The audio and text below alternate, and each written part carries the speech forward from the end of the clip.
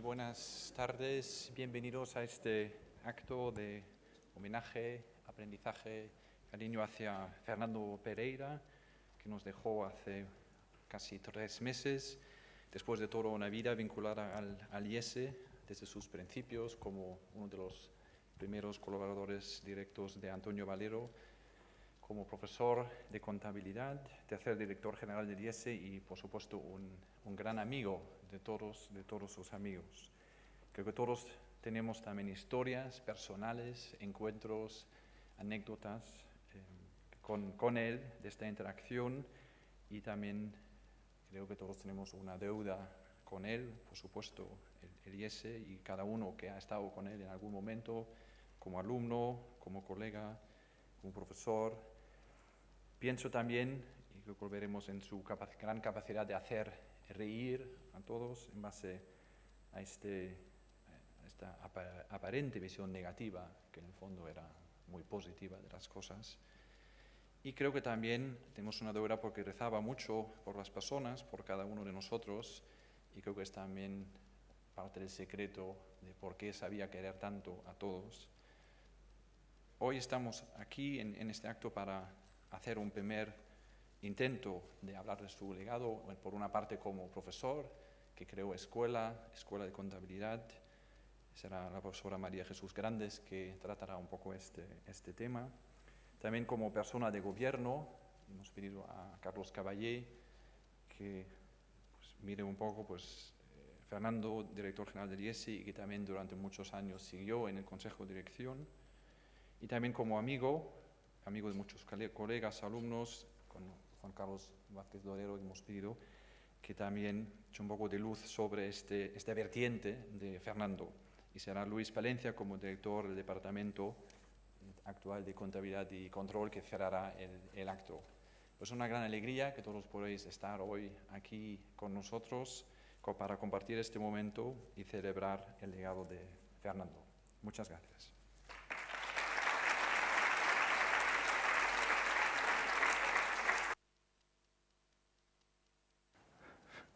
Buenos días. Es para mí un honor, pero sobre todo un placer poder moderar y dar la palabra a mis compañeros. Una muestra del talento, de la valía excepcional de Fernando, es que cualquier persona de los que estáis aquí presentes podría hablar tiempo, sentido y largo de él. Sin embargo, pues hemos elegido a 3 personas que apenas le han conocido, como Carlos Caballé, que hace 60 años que le conoce, María Jesús Grandes y perdón, siendo un contable, esto es imperdonable, 59 años y medio que lo conoce, María Jesús Grandes y Juan Carlos Vázquez Dorero, como todos estamos deseando escucharles. Y como diría Fernando, venga, vamos, por favor. No, sí, adelante, sí, Carlos. Oye, un primer comentario, por si acaso. A mí me habían dicho que Franz era un tío que tenía ideas, ¿eh? Pero me ha sorprendido, porque cada vez más tienes más y mejores ideas, Franz. Yo creo que es una fantástica oportunidad para recordar a Fernando, que se lo merece, ¿eh? Y además no en un ambiente académico, sino en un ambiente familiar y festivo.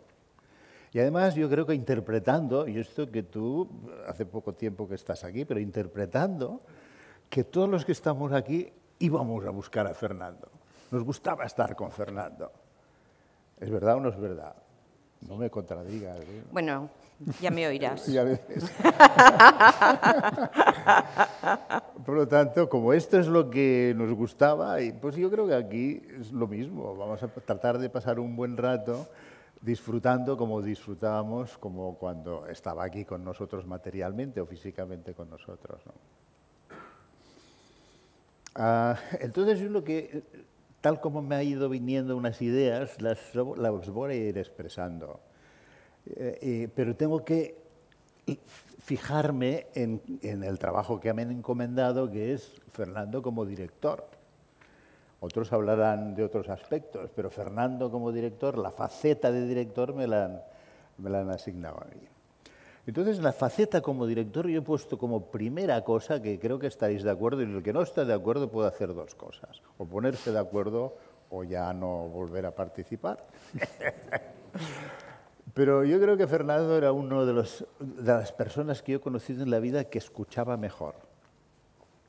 Escuchaba, preguntaba, volvía a escuchar, volvía a preguntar, y era un proceso interminable a veces, pero interminable, pero que al final él aprendía y aprendíamos todos con este proceso. Esto es una especie de disciplina que yo la he encontrado en poca gente, en pocas personas, ¿no? Porque más bien la gente que te encuentras en el mundo de la empresa y en el mundo de la gestión son estos que ya lo entienden todo enseguida y enseguida pueden intervenir, ya lo han visto todo y se ponen en marcha. Fernando, escucha, les voy a poner un ejemplo que algunos, no sé si muchos recordaréis. Un momento en el año 71 en el que alguien dijo, Fernando, tendríamos que ir a Madrid a establecernos en Madrid. Bueno, él al principio no hablaba mucho como director, como he dicho, escuchaba más. Y entonces, pues dijo, bueno, vamos a crear una comisión. Y en la comisión estaban Juan Ginebra, estaba Diamante, que era un ingeniero de caminos, profesor de contabilidad también. Juan Ginebra, como sabéis, también fue director posteriormente. Estaba yo, me pongo en primer lugar, porque de pronto apareció una persona como muy destacada y significada en la casa, Antonio Argandoña. Y entonces Antonio Argandoña era el tipo que escribía todos los acuerdos a máquina y yo creo que nos dejó asombrados a todos por la velocidad con la que escribía, que entonces no era un tema frecuente.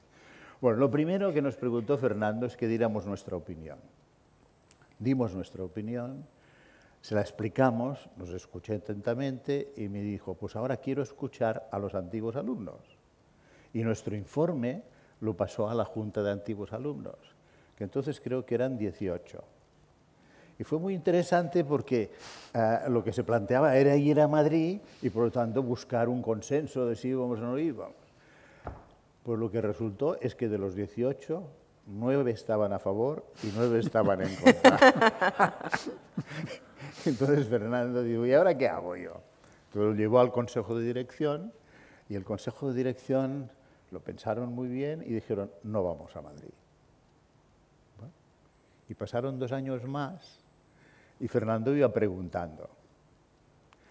Y un día consiguió del Consejo que el Consejo dijera, bueno, ¿y por qué no vamos a título probatorio, como así para a ver qué pasa?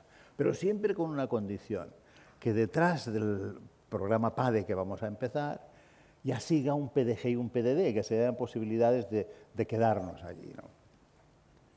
Bueno, todo esto era un proceso lento ya os dais cuenta, que no es, yo diría, el estilo y la forma de dirigir de hoy día en muchas ocasiones, en ocasiones semejantes y en decisiones semejantes. Total que al final se designó a uno que es seguramente el que menos compromisos tenía, el que más tiempo podía poner, nos fuimos a Madrid. Entonces fue un éxito rotundo, como vosotros sabéis, ¿no? Porque la primera promoción se llenó con 46 participantes de mucho nivel y ya nos quedamos en Madrid, ¿no? Bueno, ¿qué deduzco yo de aquí? Pues, hombre, yo creo que salió bien porque Fernando nos lideró a seguir un proceso de reflexión, de pensar, de debatir las cosas y de aprender los unos de los otros, de forma que al final ya todo el mundo estaba prácticamente convencido que lo que había que hacer era esto, ¿no? Bueno, Fernando era un hombre también puestos a hablar de características de dirección que son muy importantes en el mundo de hoy. En la dirección era un hombre austero. Bueno, austero también, si os acordáis, vistiendo, hablando, todo era una persona súper austera. Yo he visto pocas personas con estilo, porque tenía su estilo también, pero austero, muy austero. Entonces, como sabéis, se cuenta aquella anécdota de que en su época de director siempre miraba los gastos y procuraba reducir los gastos. Y entonces, una de las cosas que hacía era ir apagando las luces de los lugares donde no había nadie, cosa que parece muy lógica, pero no a todo el mundo le parecía lógica porque la casa estaba llena de habitaciones sin nadie y con las luces prendidas, ¿no? Entonces él iba apagando. Entonces no sé si está por aquí Marina, ¿estás por aquí o no? Ah, claro, sí te he visto antes. Entonces va y Marina se te atribuye el que dijiste, el pobre señor Pereira se piensa que para arreglarlo, que el IES se arregla apagando luces o algo parecido. ¿Por qué no lo dices tú? ¿Cómo lo dijiste? Más o menos así, ¿no? ¿Sabes? De todo lo que dijiste tú, a nosotros solo se nos quedó lo del pobre señor Pereira. Y a partir de aquel momento, todo el mundo le llamaba, nos reíamos hablando del pobre señor Pereira. Después, cuando dejó la dirección, él era la persona que en los claustros de profesores siempre nos hablaba de los sustraendos. Porque él se metía con los optimistas, que todo lo veían claro y también en su época de dirección, que todo lo veían claro, que eran oportunidades fantásticas. Pero él decía, bueno, todo eso está muy bien, pero todo esto son sumandos y yo quiero los sustraendos, es decir, lo que hay que después. Bueno, tenía su gracia en esto. Hombre austero. Hombre, yo diría a continuación que tenía un sentido, vamos a ver, de humildad, humildad, que también es muy importante, pero súper importante en la dirección, ¿no? Pero tenía esa humildad con buen humor, porque hay distintos tipos de humildad. No voy a hacer aquí una descripción de los distintos tipos de humildad, pero Fernando tenía la humildad de aquel señor que sabe reírse de sí mismo, que nunca es agresivo con los demás, que acepta todas las críticas y todas las carencias que puede tener sin ningún reparo. Ya. Entonces él no quería ser el director del IES porque decía que no sabía inglés. Y claro, un director del IES sin inglés es que no puede ir a ninguna parte, decía él, ¿no? Entonces nosotros le tratamos de... Pero sabía inglés. Ahora viene, ahora viene. Ahora, oye, no me pises Lo siento. La única anécdota que tenga de un cierto... No, pues aquí lo que ocurrió es que en aquella época le propusimos que tuviera 2 directores asociados uno detrás de otro que sí hablaban inglés. El primero fue Juanjo Toribio, no sé si está por aquí o nos oye desde Madrid, y el segundo fue Pedro Nueno. Y entonces ya se queda más tranquilo. Pero es que él... Con el tema del inglés voy a contar una anécdota que la sabéis todos, pero en fin, me parece que si una presentación de Fernando Pereira sin esta anécdota es necesariamente incompleta. Pues Fernando había estudiado inglés bien en la escuela, durante el tiempo de la escuela, y se manejaba muy bien. Sobre todo tenía un vocabulario extensísimo. Lo que pasa es que quizá no lo utilizaba mucho verbalmente el inglés, ¿no?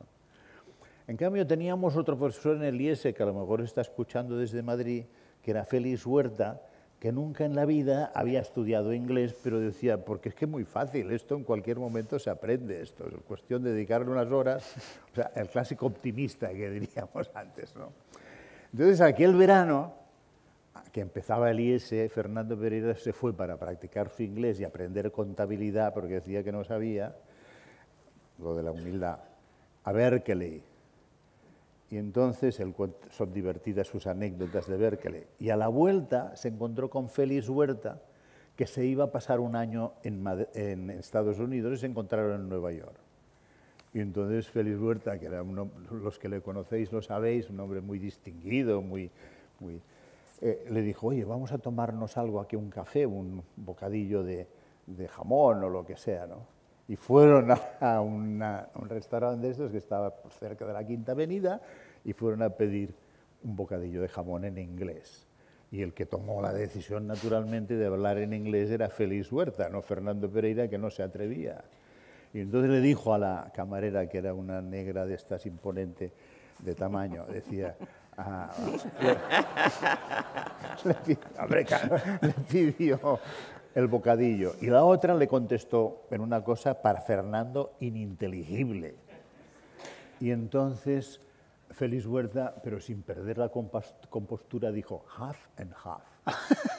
Entonces en aquel momento Fernando, que ya había estado 3 meses en Berkeley, y el otro que acababa de llegar con esta diferencia él se quedó hundido, ¿no?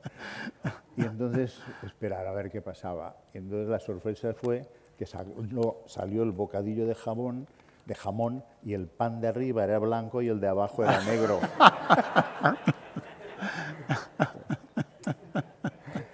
Bueno, estos son...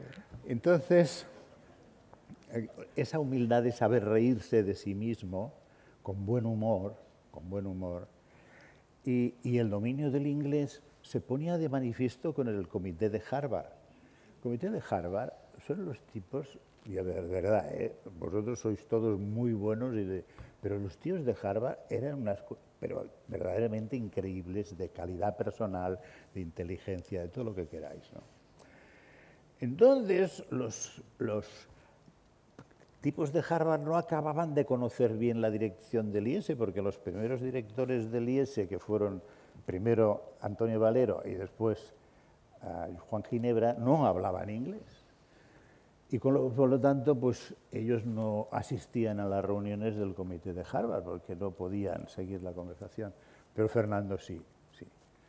Y entonces lo que era sorprendente era lo admirados que se quedaban estos tipos de Fernando Pereira, porque aún que él decía que no sabía inglés, se manejaba estupendamente y nos hacía reír a todos con sus salidas. Y un día uno de estos de Harvard me viene y me dice, parece un poco serio esto, pero es verdad, este hombre tiene las dos cualidades más importantes que necesita un director, un dean de una business school: el sentido común y el buen humor.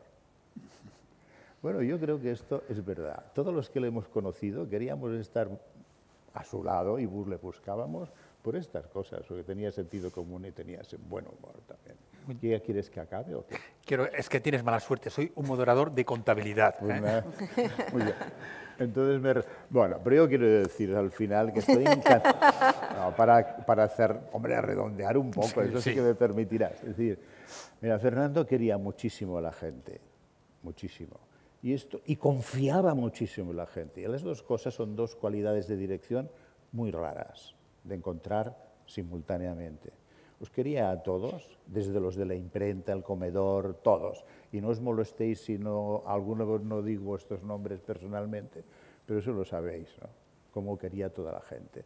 Quería a la gente de dentro antes que a nadie. Primero los de dentro, el comedor, los del departamento, los presidentes de las promociones, de las juntas de antiguos, estáis aquí, sabéis el cariño personal que os tenía, la cantidad de detalles que os tenía, ¿no?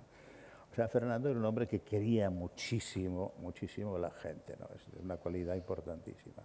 Y después también a los alumnos, y los alumnos le querían mucho a él también. Pero esta no sería la...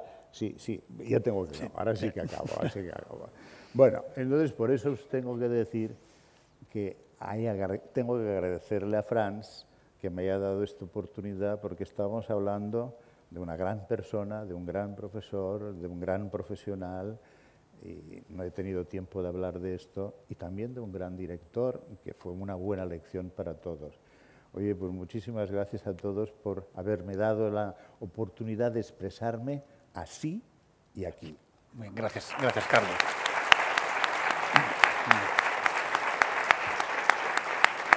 Gracias, Carlos.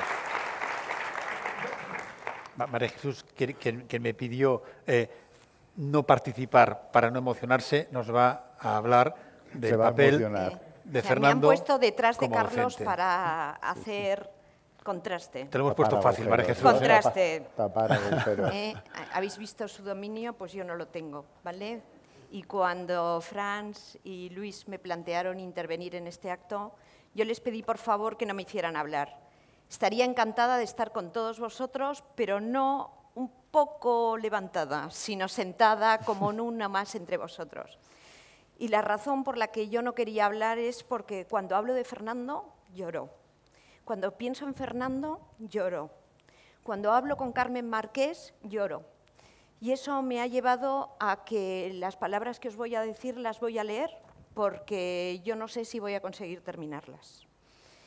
Tengo que deciros que he sido una privilegiada por haber tenido la oportunidad de estar cerca de él. Tengo millones de recuerdos y hasta puedo decir soy como soy gracias a Fernando. Su ayuda y ejemplo han marcado mi vida, pero también debo reconocer que no voy a encontrar las palabras adecuadas para transmitir todo lo que sentimos las personas que hemos tenido el regalo de conocerle. Tengo la alegría de saber que está donde quiere estar. Sé que me sigue escuchando y que me dará su consejo cuando lo vea necesario. Carlos ha hablado de Fernando en la historia del IES. Juan Carlos hablará de Fernando como amigo y yo en medio debería hablar de su actividad profesional. Considero que es imposible separar totalmente estas tres facetas, ya que Fernando es profesor del IES, que si no hubiera sido del IES no habría sido profesor. Además, el alumno que conocía a Fernando pasaba a ser su amigo. Tengo un reto complejo, pero al empezar a escribir recordé un consejo que me dieron hace tiempo. Cuando tengas que hablar sobre la universidad, recurre a los escritos de don Francisco Ponz. Rápidamente busqué el libro Reflexiones sobre el quehacer universitario. ¿Y cuál fue mi sorpresa al ver que mi edición estaba mal impresa? Tenía hojas en blanco en el capítulo que me interesaba. Tras unos minutos de desolación, pensé que todos los que estamos aquí hemos escrito páginas de nuestra vida con Fernando y que, por lo tanto, lo único que debo hacer es acompañaros en su recuerdo como profesor y o maestro.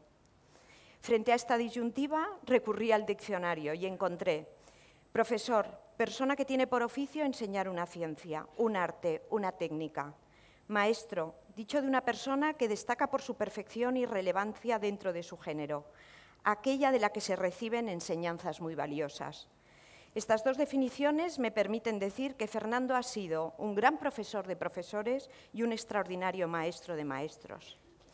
Podría empezar a enumerar libros, artículos, premios, conferencias, ponencias, comisiones, consejos en las que él intervino.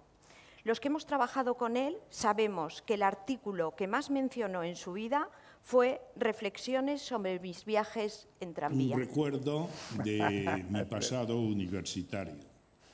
En aquel tiempo yo tomaba todos los días a la misma hora un tranvía y en él coincidíamos aproximadamente el mismo número de personas y las mismas personas. Yo que entonces pensaba con algo así como ser escritor, escribí un artículo que denominé Reflexiones sobre mis viajes en tranvía y que envié a una revista entonces en boga. A los pocos días recibí un sobre de esa revista en que me decía: le devolvemos el original de su artículo Reflexiones sobre mis viajes en tranvía. Le aconsejamos vivamente que en el futuro tome usted el autobús.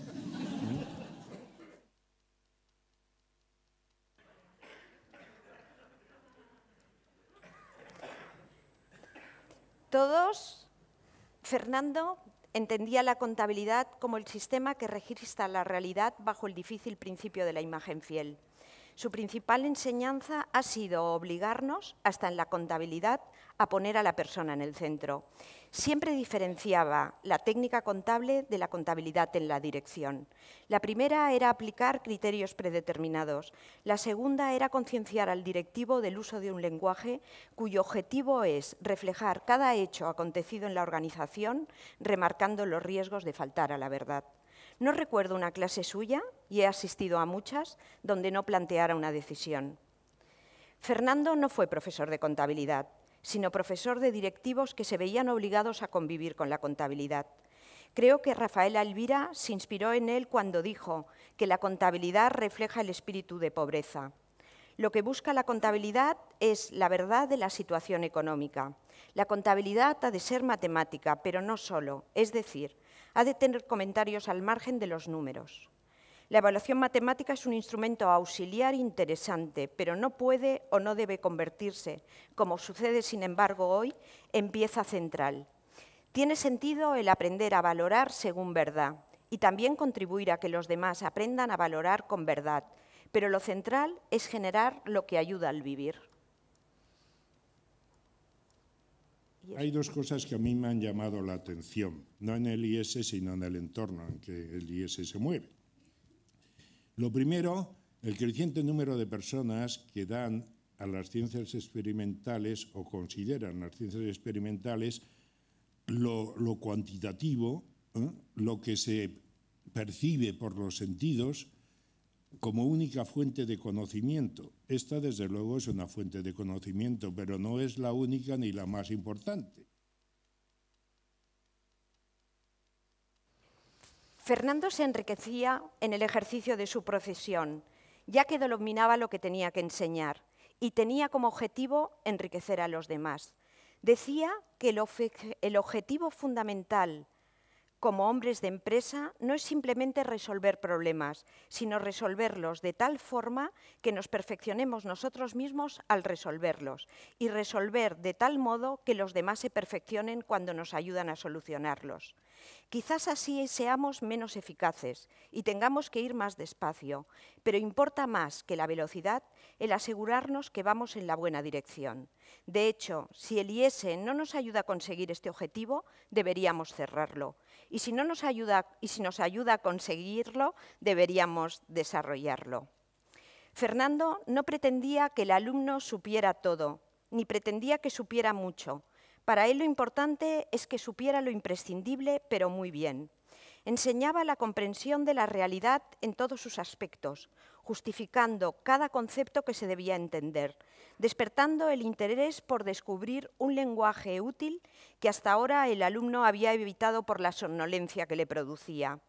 Fernando hacía lo difícil fácil, lo aburrido ameno, lo árido apasionante, lo superfluo lo eliminaba. Hacía evidente la respuesta a preguntas complejas, nunca imponía normas, desarrollaba criterio buscando el equilibrio entre los dos siguientes lamentos. Hay de quien piensa que la contabilidad no sirve para nada, hay de quien piensa que la contabilidad sirve para algo. Tenía una impresionante facilidad para ser claro en aquello que tenía fama de oscuro. Exponía de forma atractiva y solvente. Su estilo era claro, sobrio, confiado y con humor. Mi intervención de ahora es una intervención histórica, no en el sentido de que vaya a marcar un hito en la historia de la humanidad, sino porque va a hablar del pasado y de la historia. Del futuro, la autoridad competente me sugirió que no hablara para no comentar lo que se os viene encima, ¿no? Entonces, para hablar de este pasado, busqué en los archivos del Museo de Arqueología, pero la documentación estaba en malas condiciones por el paso de los años. Pero había una ventaja, que todavía no ha sido informatizada, con lo que se puede, o yo puedo leerlo en parte, cosa que no podría si hubiera sido ya informatizada, como amenaza ser de un momento a otro. Pero claro, a pesar de mi buena voluntad, la intervención que voy a hacer será fragmentada y será también confusa, con lo que me temo que decepcionaré, pero será una vez más a la autoridad competente. ¿Qué se va a hacer?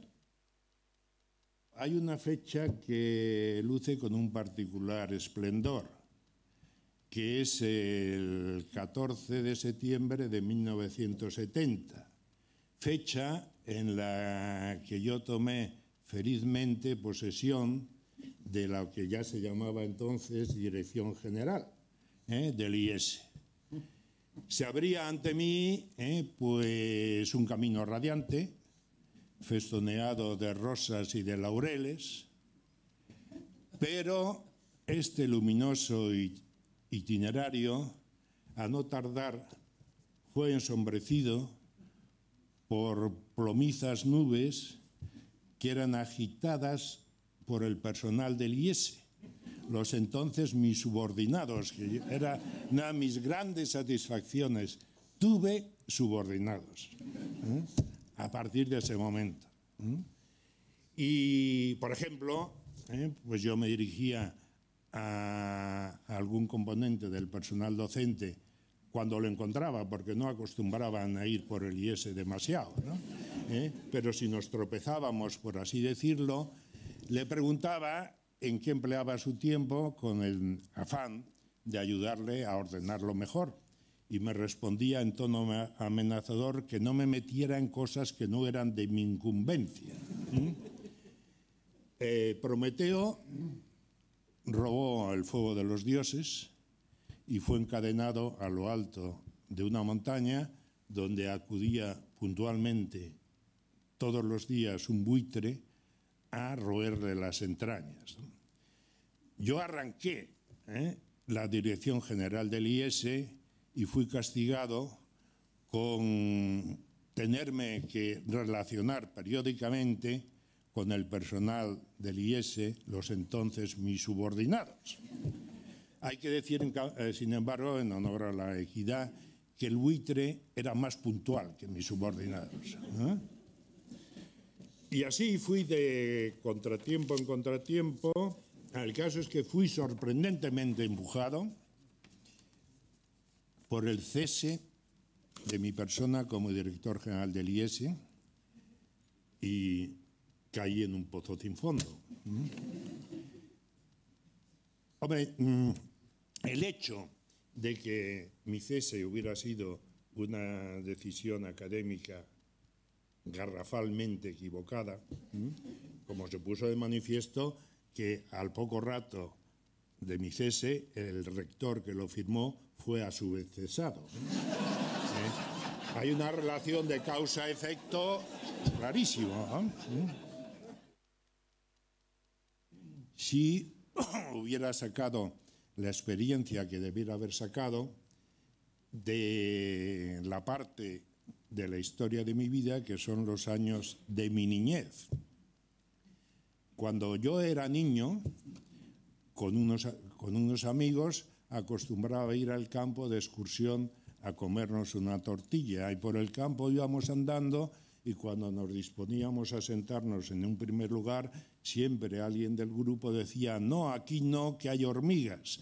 Y por el campo seguíamos andando, y cuando nos disponíamos a sentarnos en un segundo lugar, había otro del grupo que decía: aquí no, que hay pinchos.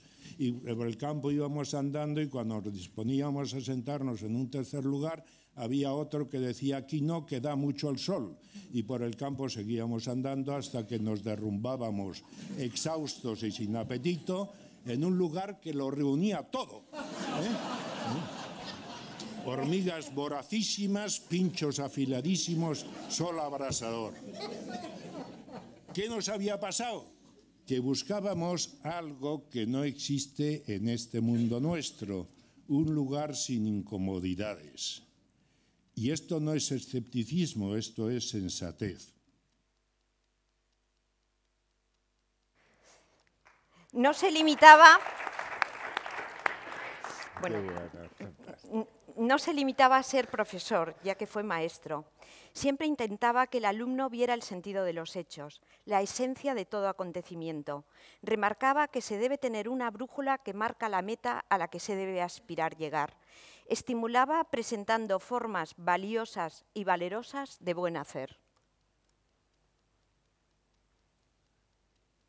Yo solía recordar a mis compañeros de trabajo del IES en las reuniones de Navidad y a quienes terminaban los diferentes programas del instituto,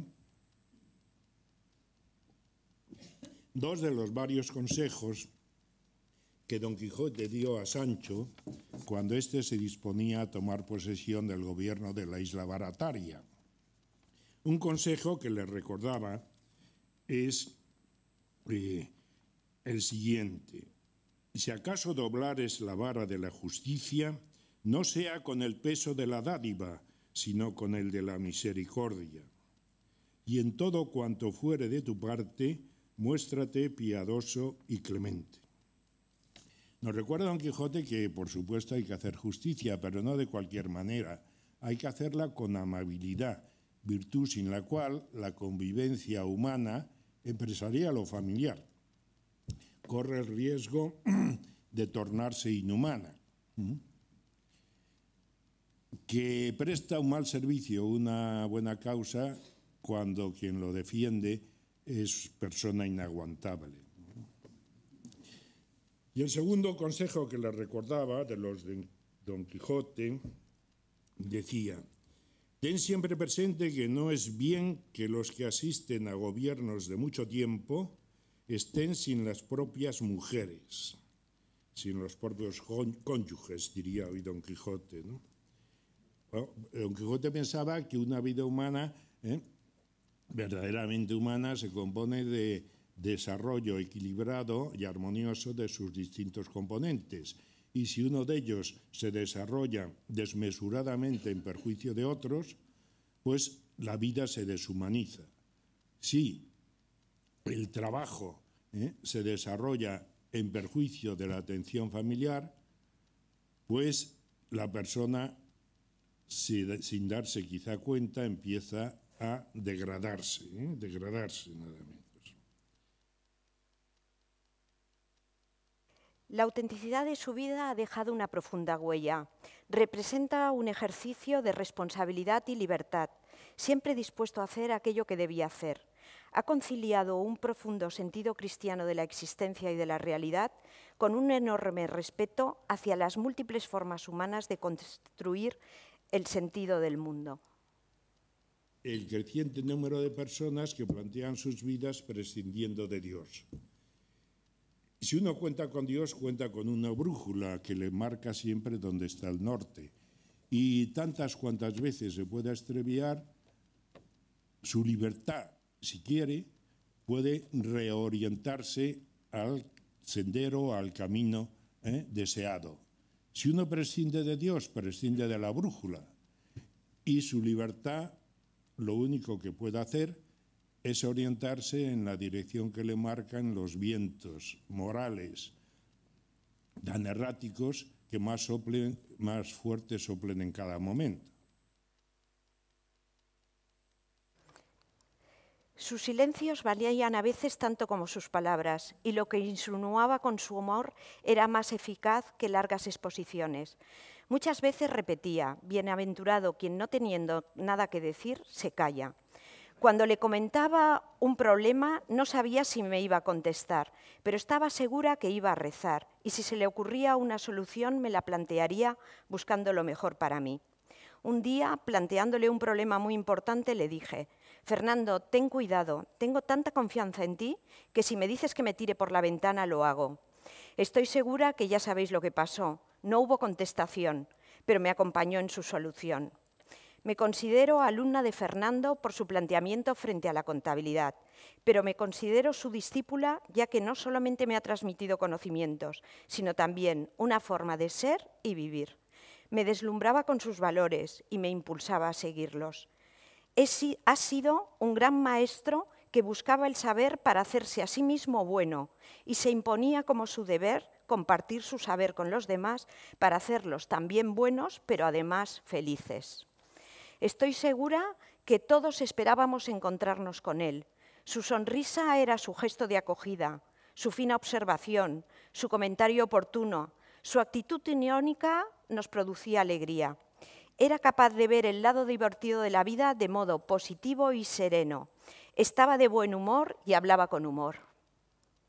Yo pretendía que mi liderazgo provocara la admiración del personal del IES, los entonces mis subordinados.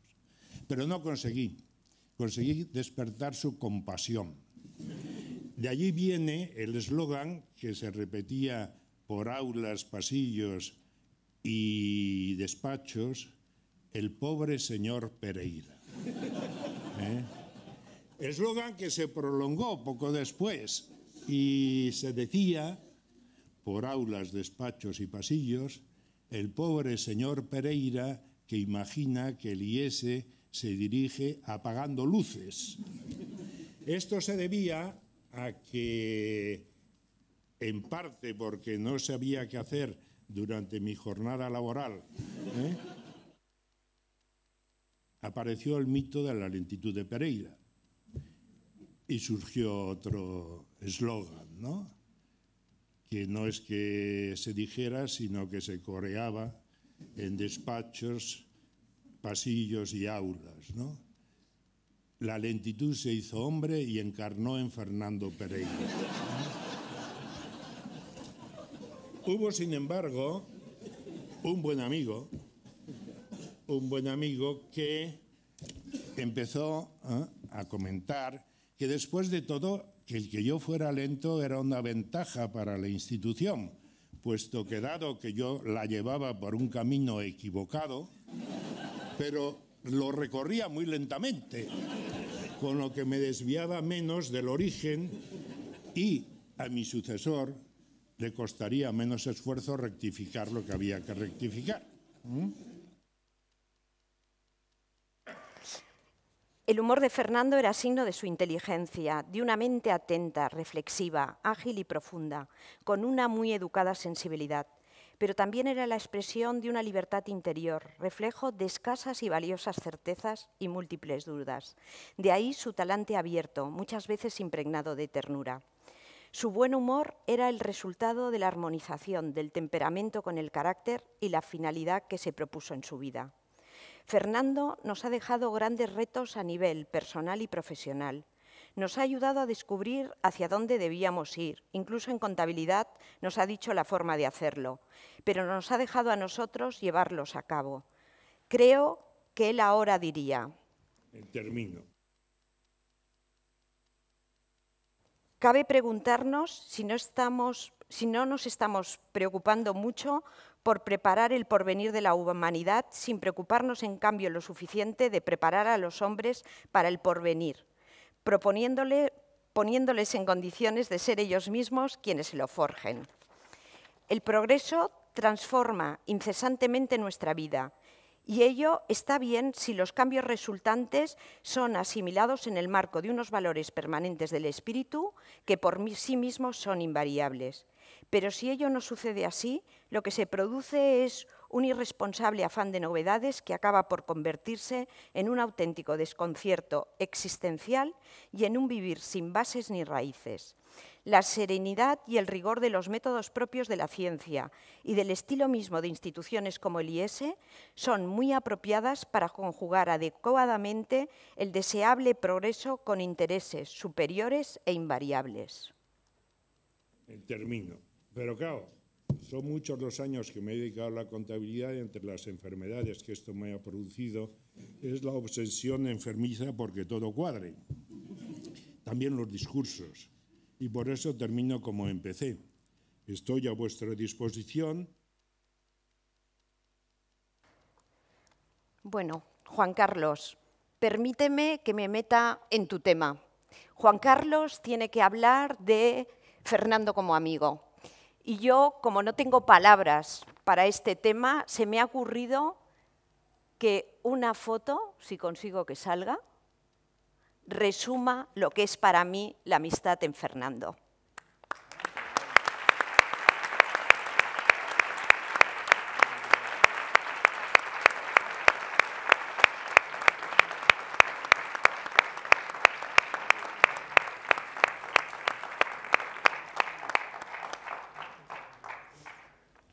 Juan Carlos, háblanos un poco de tu tío Fernando. Sí, de mi tío Fernando, de nuestro tío Fernando.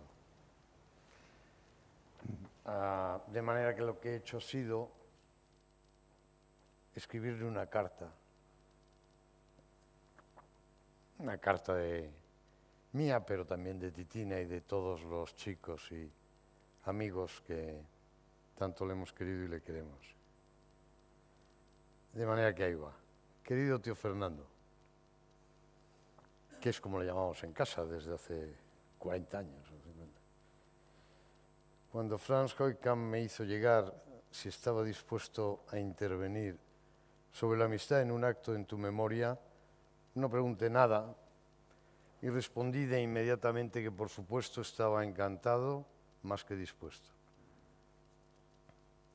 Yo no sé ni he preguntado si este acto debía ser más o menos académico, porque supuse que en cualquier caso todas las personas que interviniéramos hablaríamos necesariamente de lo mismo, de tus valores y en particular de tu sentido hondo de la amistad.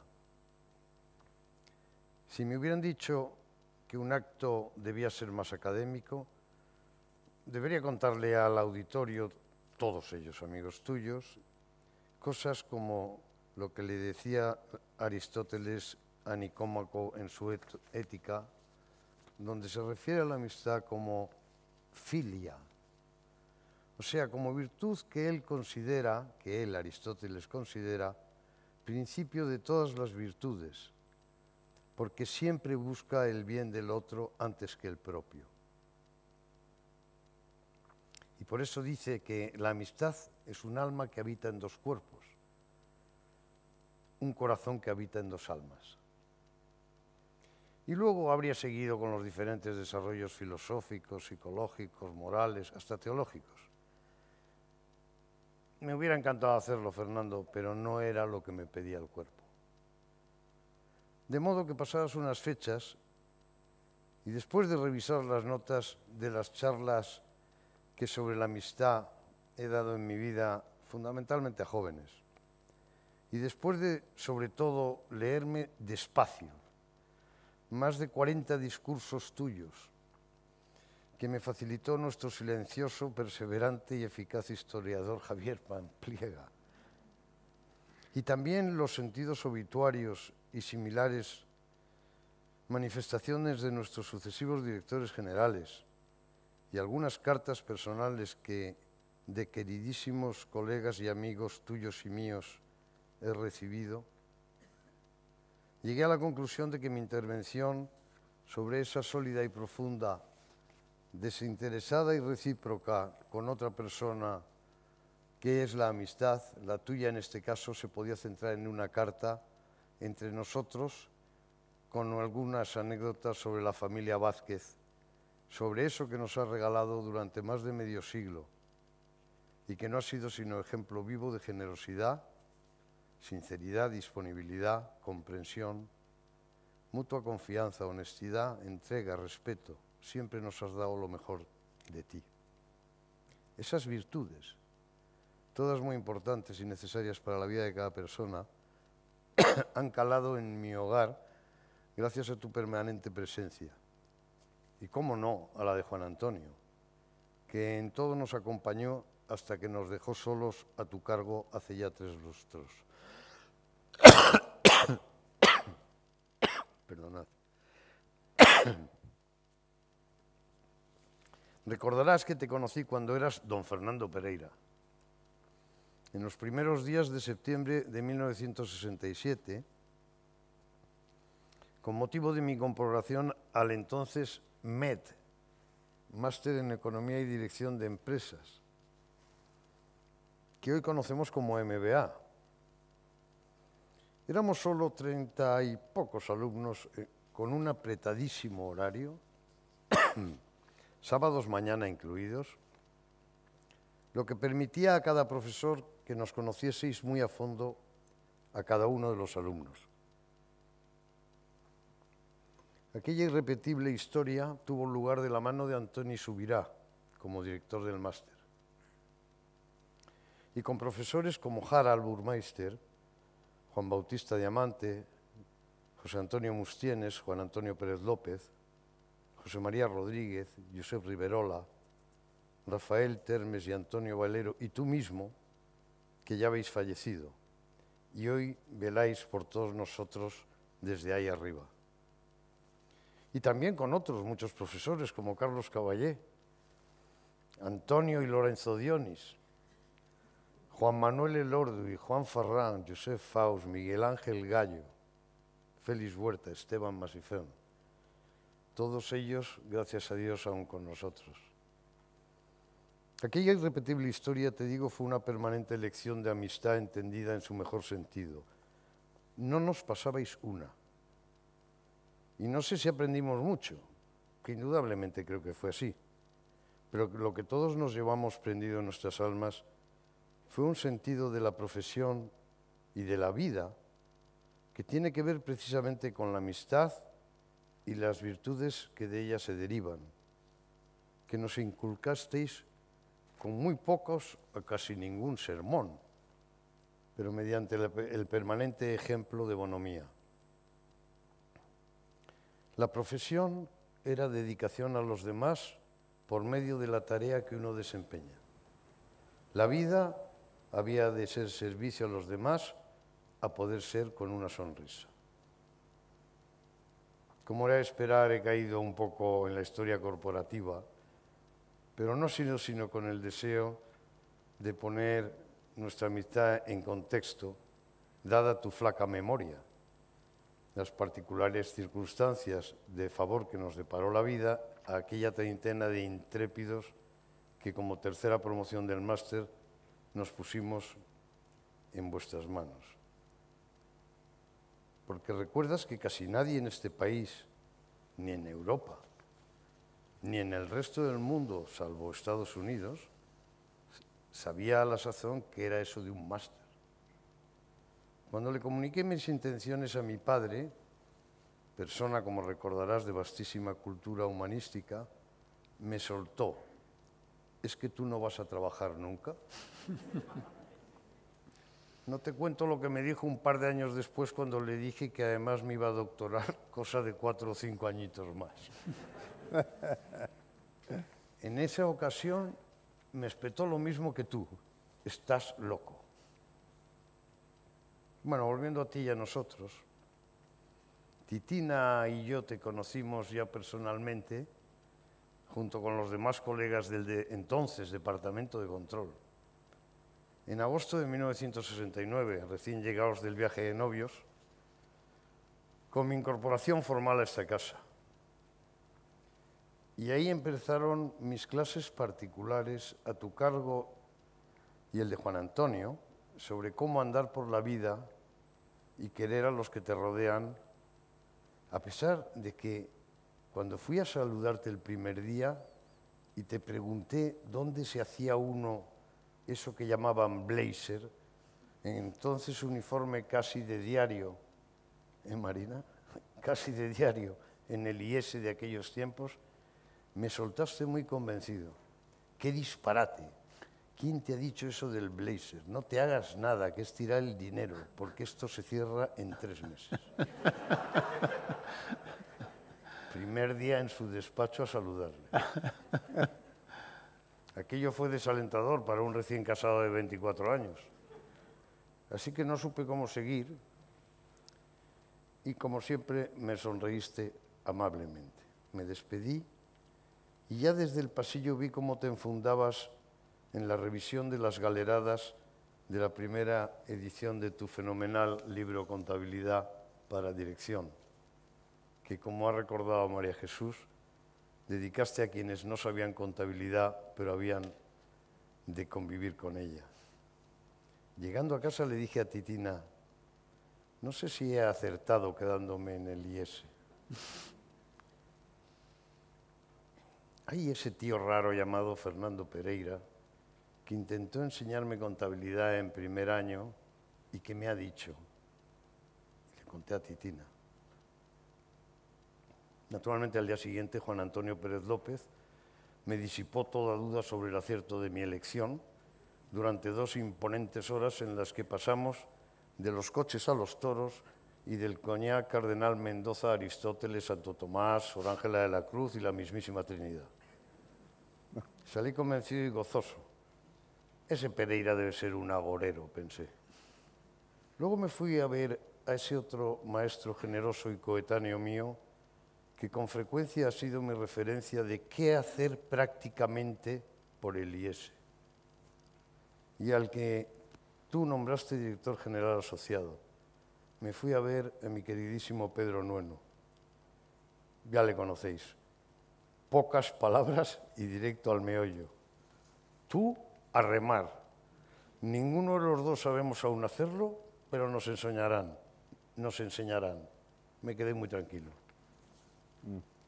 Con mucha frecuencia Titina comenta a los chicos aquellas cenas del área en las que vosotros, ya casi cuarentones y alguno más que cuarentón, y nosotros con menos de 25 años, os hacéis acompañar por 2 niños, dedicándonos vuestro tiempo y cariño para que poco a poco fuéramos absorbiendo, como por ósmosis, el sentido más profundo de aquella atrevida aventura humana que nos formulabais como transformar el mundo de la empresa en algo esencialmente humano y no solo económico, casi nada. Recuerdo que unos años más tarde, tío, aún con una tesis a la espalda que no acababan de sancionarme, porque como iba a ser la primera, pues debía llegar a la nota máxima. Y yo ya con 3 hijos de 4, 3 y 1 años, que tenía que sacar adelante, hacía lo que podía. Y inquietos, Titina y yo nos apuntamos a uno de esas cosas que llaman cursos de orientación familiar, en el cual me desesperé. Y me fui a ti y te dije, Fernando, ando agobiado. En el COFESE nos dicen cosas que a Titina y a mí nos suenan rarísimas. Y nos parece que lo estamos haciendo todo mal con los chicos. A lo que me respondiste lacónico como siempre. No os preocupéis. Con el sentido común de los dos y la gracia de Estado, saldrá todo bien. Me dejaste helado, me quedé en silencio. Lo del sentido común debía referirse a Titina. Lo de la gracia de Estado ni me sonaba por entonces. Claro que mi siguiente despacho fue de nuevo el de Juan Antonio. Y ahí sí, durante horas me explicó, yo boquiabierto, todo sobre el origen humano, divino, de la institución familiar, el papel del padre, el de la madre, el de los abuelos, el de la suegra, el de los padrinos. Acabé agotado, pero tranquilísimo. La cosa era que yo aún no te había pillado el truco. Contigo había que cambiar siempre el signo de lo que dijeras. O sea, un no quería decir quizás. Un quizás quería decir seguramente. El sí no existía en ese lenguaje medio gallego tuyo. No recuerdo casi ningún sí tuyo de forma no condicional. Todo un ejercicio de gimnasia mental, tratar de seguirte, pero siempre riéndonos. Pasaron los años y Juan Antonio y tú, padrinos virtuales, pero reales, de todos y cada uno de nuestros hijos, por tu causa, Fernando el primogénito se llama Fernando. Continuasteis dándonos todo vuestro apoyo. Así que cuando corría un año de los 80 y tantos y se nos ocurrió ir a esquiar un día a las pistas de Guadarrama en la Sierra de Madrid, donde siempre pasábamos las vacaciones en San Lorenzo del Escorial, gracias a la generosidad de los padres de Titina, recordarás que ella aprovechó aquella magna ocasión para romperse, no sé si por 5 o 6 sitios, la tibia y el peroné. Inmediatamente estabais allí los dos, Juan Antonio y tú, al teléfono desde Barcelona, discutiendo cómo ir a recogernos los niños al Escorial, año 80. Para traerlos a Barcelona en coche, en avión, en burra, como fuera, con tal de que yo pudiese dedicarme a cuidar a Titina y trasladarla para ser intervenida cerca de nuestra casa. Aquel bollo duró 8 meses. Los detalles y cuidados con que nos obsequiasteis en aquella difícil circunstancia darían para un libro. Y aún recuerdo la fiesta que me inventé por los 500 meses de vida de Titina. Tenía que montarle algo. Que con tanto cariño me ayudó a hacer la siempre dispuesta madrina Teresa Gallo. Todo era familiar. Todo era muy familiar porque nos transmitíais espíritu de familia, o sea, de amistad, de comprensión, de entrega, de disculpa. Pero esa escuela tuya y vuestra no la ejercíais ya solo los ya entonces mayores, que erais mayores. Recuerdo que allá por mis 40 sufrí una depresión fuerte y duradera. Presentes están en esta sala al menos 2 personas que durante aquella ciaga revuelta de nuestra vida, ya con 5 o 6 hijos, vinieron a verme a casa y me pusieron la cuenta corriente de sus familias a nuestra disposición. Que estés tranquilo, que esto se pasará. Y mientras tanto, ahí tienes mi talonario para lo que necesites. O la tarde de aquel sábado que estábamos Titina y yo esperando a Juan Antonio y a Vicente Font para cenar y vaciarnos una botella de Cardenal Mendoza hasta las tantas de la mañana en compañía de don Juan de Austria, Santiago Apóstol, seguramente San Juan de la Cruz, Picasso, Händel, quizás la situación política del momento, que hoy tampoco habría estado mal y tanto daba de sí. Recibí una llamada de Madrid y me dijeron, veniros cuanto antes que ha habido un atentado del Grapo en California 47, afamada cafetería de la calle de Goya de Madrid, y allí estaban mamá, por mi suegra, papá, por mi suegro, y el tío Ignacio, hermano mayor de Titina.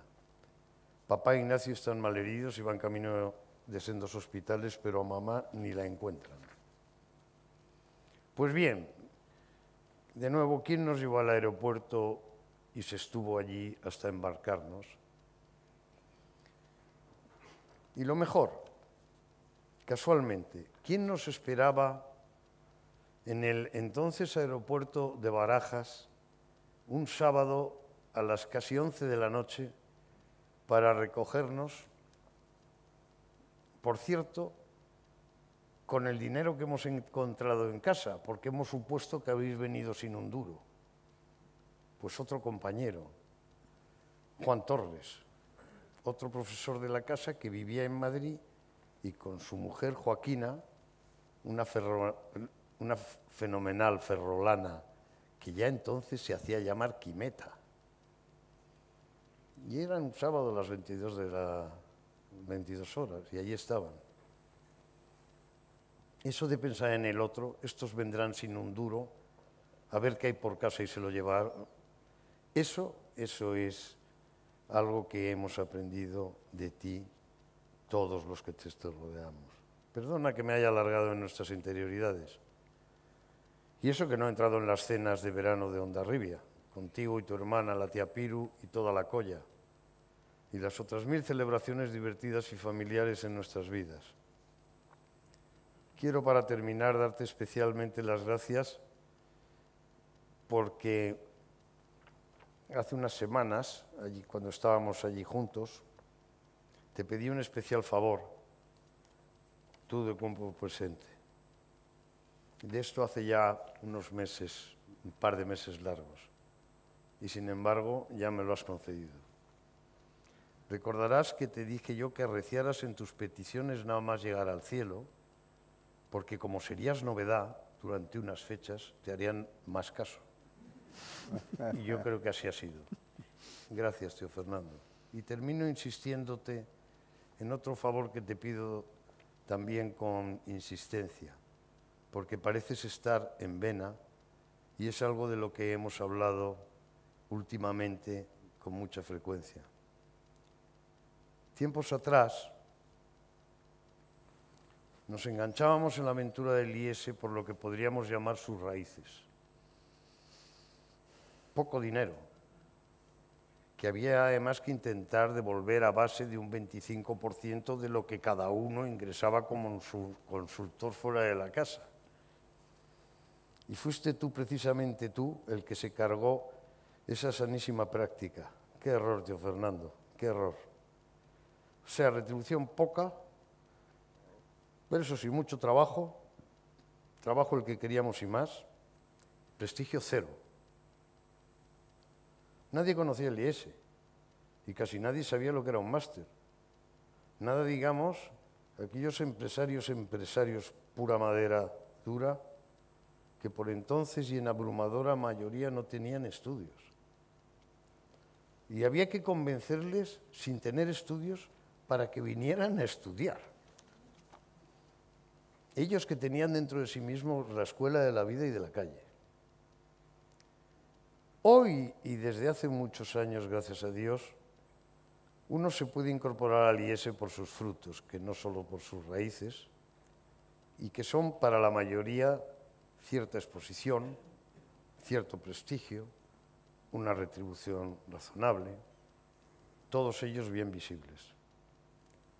Te pido que le pidas a Dios que no perdamos en este nuevo mundo caótico, veloz, cambiante y aparente la esencia de lo que San José María encargó a Antonio Valero. Como nos enseñasteis, la raíz requiere conocimiento y alta dedicación. Y los frutos son simplemente su consecuencia, la consecuencia del trabajo concienzudamente hecho con espíritu de servicio y simpatía, más allá del legítimo y deseable éxito profesional. Nuestro querido Teo Fernando, que en gloria estés. Tú te dedicaste a las raíces. Tu sencillez, el tino de tus observaciones, tu escuchar atento y riéndote de lo que te contábamos para que el otro floreciese y se sintiese bien. Ese pesimismo tan requete pensado para generar optimismo en el otro.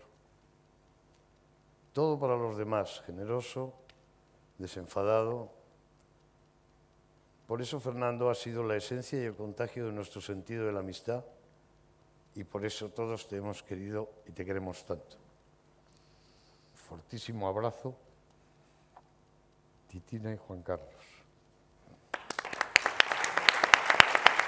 Muy bien, amigo. Fantástico.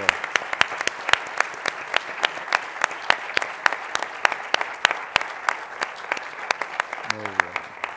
Es mía. Muchas gracias, Carlos, María Jesús y Juan Carlos, por haber traído literalmente a Fernando con nosotros este rato. Ha sido pues un placer para todos los que estéis aquí. Ahora, cuando salgamos, no os preocupéis porque Fernando se quedará al final para apagar las luces al salir. Muchas gracias.